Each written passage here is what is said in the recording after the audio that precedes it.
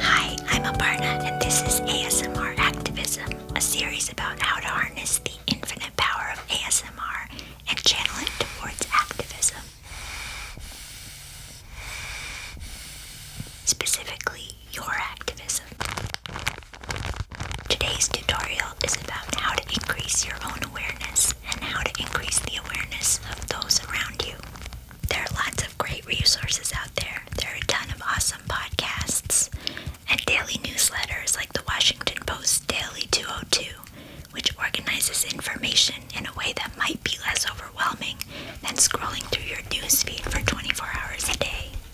Breaking news. Tweet. Aunt Carol has sent you an article. Post. News. Try talking to people whose opinions might be different than yours in a way that's safe for you both physically and emotionally.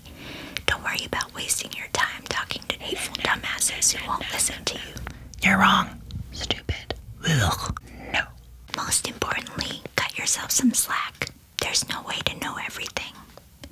Figure out what you're passionate about and read that.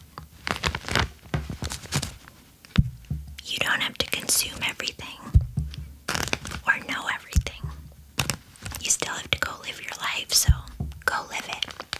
This has been ASMR Activism. I'll see you